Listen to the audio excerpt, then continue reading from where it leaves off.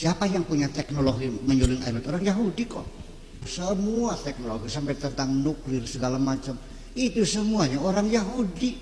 Aneh gitu. Sementara orang Islam itu membenci orang Yahudi, mencurigai, mau mengotak-atik Al-Quran, mau ngapain? Orang Yahudi itu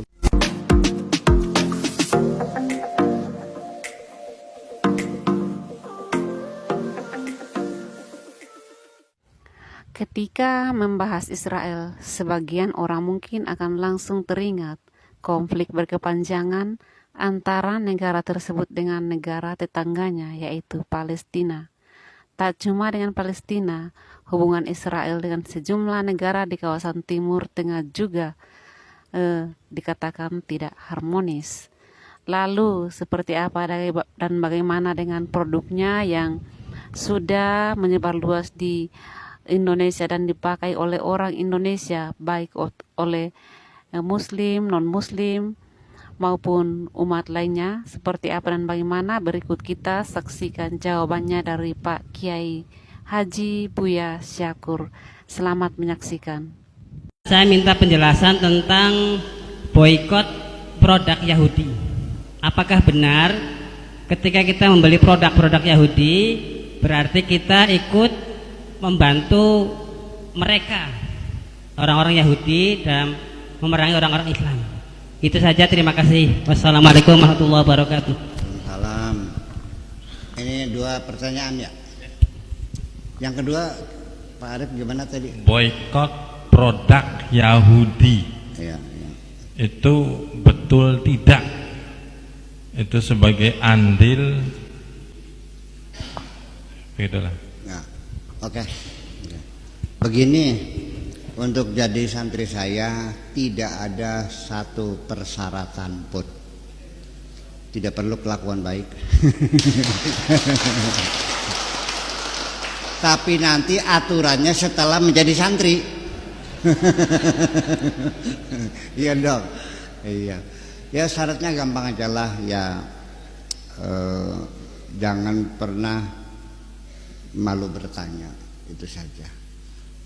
Ilmunya ilmu pamungkas saja nih ya. Kalau tidak ngerti jangan disembunyikan, jangan takut ketangguhan goblok. Kalau Anda pengen pinter jangan takut ketangguhan goblok. Ya, orang yang takut ketangguhan gobloknya itu sama dengan mengabadikan kegoblogannya. Ya. Kemudian produk Yahudi ini persoalan embargo yang produk-produk itu saya kira ya bisa diakalin kok semuanya. Dulu produk Taiwan dicekal oleh Cina daratan ya gitu. Ya tetap aja dibawa ke Singapura, distempel made in Singapura, selesai kok. Ya. Bagaimana mau apa namanya? Mengembargo ya? Memboikot ya, begitu embargo, memboikot produk Yahudi. Yang Saudi Arabia saja bisanya kecukupan air berlimpah ruah, itu kan teknologi penyulingan air laut. Siapa yang punya teknologi menyuling air laut? Orang Yahudi kok. Sekarang apa yang diboikot? Hampir semua temuan teknologi, apakah itu IT, apakah itu kosmologi, apakah itu semua teknologi sampai tentang nuklir segala macam, itu semuanya orang Yahudi. Apa yang mau diboikot? Iya kan? Kalaupun orang Yahudi ya minimal ada turunan darah Yahudinya. Itu ya saya juga menjadi aneh gitu. Sementara orang Islam itu membenci orang Yahudi, mencurigai, mau mengotak-atik Al-Quran, mau ngapain? Orang Yahudi itu tidak mungkin ingin merubah-rubah Al-Quran. Sebab Al-Quran yang ada sekarang nih sudah menguntungkan orang Yahudi kok.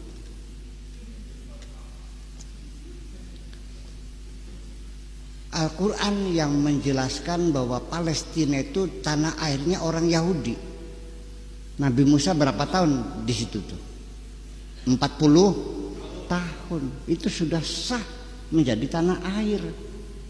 Australia saja, kalau Anda tinggal di Australia 5 tahun tidak keluar-keluar, itu punya hak, punya warga negara. Makanya TKI TKW di Australia itu kalau sudah 4 tahun atau kurang 5 tahun harus keluar dulu, nanti masuk lagi pakai visa baru lagi supaya jangan sampai punya hak untuk jadi warga negara. Nah, sedangkan orang Yahudi di Palestina 40 tahun, ya kan? Betul nggak? Ya, jadi mereka mengatakan kitab suci kamu membenarkan kami. Satu. Yang kedua, Al-Quranlah yang mengakui bahwa Yahudi bangsa super. Apa katanya? Wa faddalnakum 'alal alamin. Allah memberikan keistimewaan orang Yahudi di atas bangsa-bangsa yang lain, sebagai bangsa yang cerdas. Jadi ya, saya kira persoalannya bukan persoalan agama. Kalau Yahudi mah sebetulnya agamanya agama duit kok persoalannya. Iya kan? Mereka mah nggak peduli yang masalah. Masih penting mereka bisa kaya, bisa ya kan, duit banyak, itu aja persoalannya. Jadi ya embargo juga. Sekarang gimana embargo? Apanya embargo? Yang semua badan intelijen dunia yang melatih Mossad sih. Produk-produk yang ini ya mungkin, tapi kalau produk pemikiran, keilmuan, ya nggak bisa dong. Itu mah hanya formalitas, sebetulnya mah formalitas simpatisan kita dengan perjuangan rakyat Palestina. Ya dong, setia kawan nggak? Perlu dong, gitu aja. Sampai di paspor kita ditulis, ya kan, berlaku for all countries except Israel, berlaku untuk semua negara kecuali Israel. Itu di paspornya begitu. Ya, tapi tetap aja hubungan antar negara mah berjalan mulus-mulus saja kok, nggak ada masalah. Sampai Gus Dur mengatakan kan dulu pernah ada rencana buka perwakilan diplomatik ya dengan iya kan mungkin dia berpikir praktis. Ngapain disembunyikan? Yang kerjasama terus berjalan aja. Ya diformalkan sekalian, diresmikan, terbuka, daripada kita sembunyi-sembunyi. Ya mungkin saya bisa memahami Gus Dur memilih kita jujur saja daripada kita terus bermunafik, kan begitu mungkin. Saya kira mungkin begitu. Itu jawabannya. Makasih. Terima kasih pada sahabatku sekalian yang dikasihi Tuhan. Apa yang disampaikan oleh Bapak Kiai Buya Syakur sudah mewakili kita sebagai orang Kristen yang sebenarnya. Itulah jawaban yang sesungguhnya dari Pak Buya Syakur, sudah mewakili kita umat-umat Kristen yang secara tidak langsung untuk menjawab pertanyaan-pertanyaan dari umat Muslim secara khususnya mengenai penggunaan produk atau alat-alat dari bangsa Yahudi. Sudah terjawab semuanya oleh Pak Buya Syakur. Tetapi sangat disayangkan kalau setiap kali ada produk dari Yahudi kita harus menimbang-nimbang untuk mau memakai atau tidak. Saya rasa itu terlalu jauh penafsirannya, terlalu fanatik rasanya. Karena setiap hari ini kita tidak terlepas dari alat-alat canggih. Nah, itu semua dari mana, siapa yang membuatnya? Nah, itu semua berasal dari umat Yahudi, dari bangsa Yahudi.